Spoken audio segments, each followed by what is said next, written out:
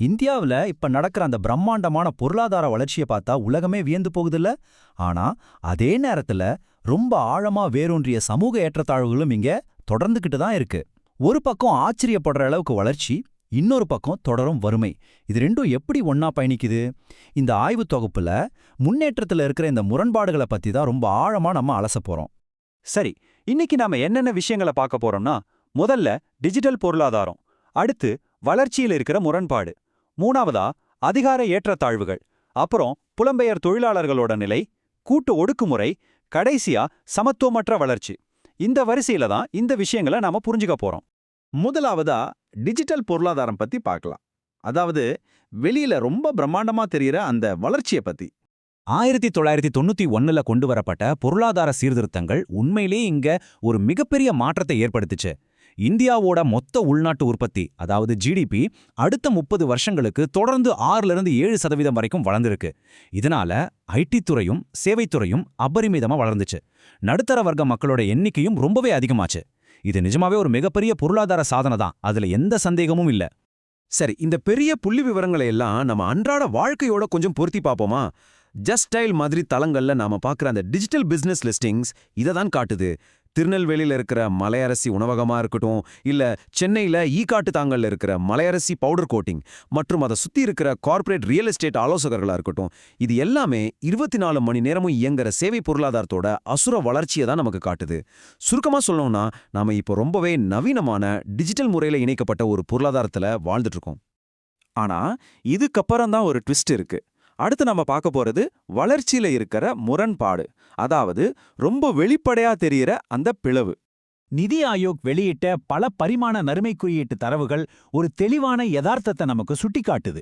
என்னதான் நாடு பொருளாதாரத்துல மிகப்பெரிய வளர்ச்சி அடைஞ்சிருந்தாலும், வரலாற்று ரீதியா விளிம்பு நிலையில இருக்கிற பட்டியல் சாதியினர் மற்றும் பழங்குடியினர் மத்தியில வறுமை விகிதம் இன்னைக்கு வரைக்கும் நாட்டோட சராசரி வறுமை விகிதத்தை விட கிட்டத்தட்ட 2 மடங்காவே இருக்கிறத இந்த தரவுகள் காட்டுது.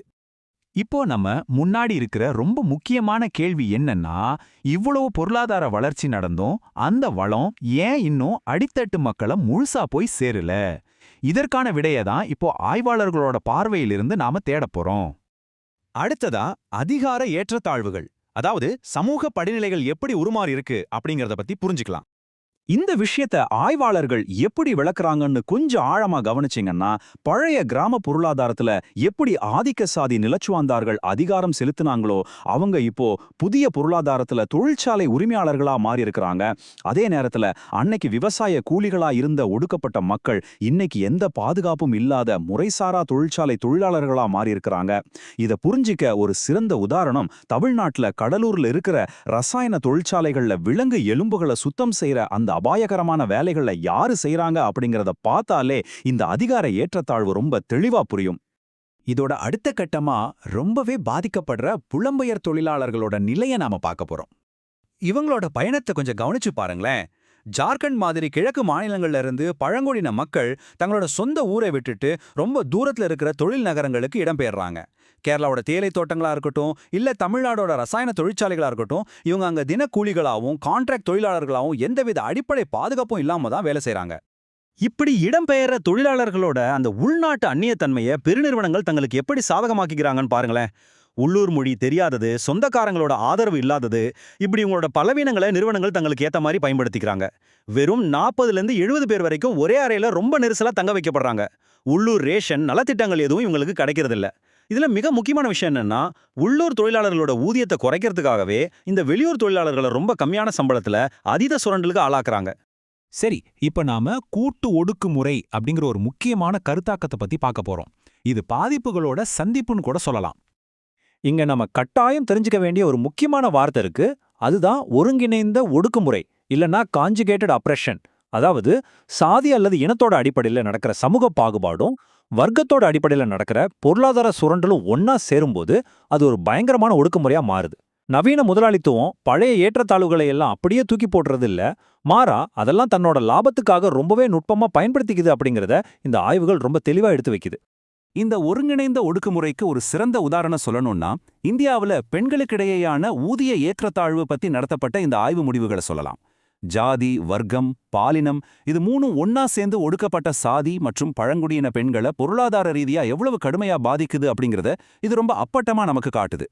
நாம இப்போ நிறைவு பகுதிக்கு வந்துட்டோம். சமத்துவமற்ற வளர்ச்சி, பாதுகாப்பற்ற வேலைகளோட அளவு எப்படி இருக்குன்னு பார்க்கலாம். இந்த பிரம்மாண்டமான எண்ணை கொஞ்சம் பாருங்களேன். 92%.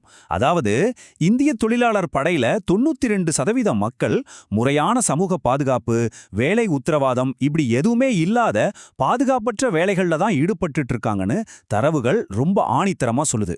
சோ இதுல நம்ம புரிஞ்சுக்க வேண்டிய மிக முக்கியமான விஷயம் என்னன்னா, முறையான சம்பளம், ஓய்வூதியம், சமூக பாதுகாப்பு கொண்ட அந்த 8% மக்களுக்கும் எந்த ஒரு அடிப்படை பாதுகாப்பும் இல்லாத 92% மக்களுக்கும் இடையில இருக்கிற இந்த பெரிய இடைவெளி தான் சரியான சமூக சீர்திருத்தங்கள் இல்லாம கொண்டு வரப்படுற பொருளாதார சீர்திருத்தங்கள் வெறுமனே பழைய ஏற்றத்தாழ்வுகளை புதிய தொழில்மயமாக்கப்பட்ட வடிவங்கள்ல மீண்டும் உருவாக்குது அப்படிங்கறத இது நமக்கு ரொம்பவே தெளிவா உணர்த்துது.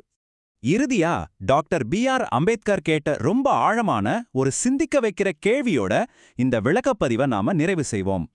சமூக மற்றும் பொருளாதார ஜனநாயகம் இல்லாம அரசியல் ஜனநாயகம் உயிர் வாழ முடியுமா?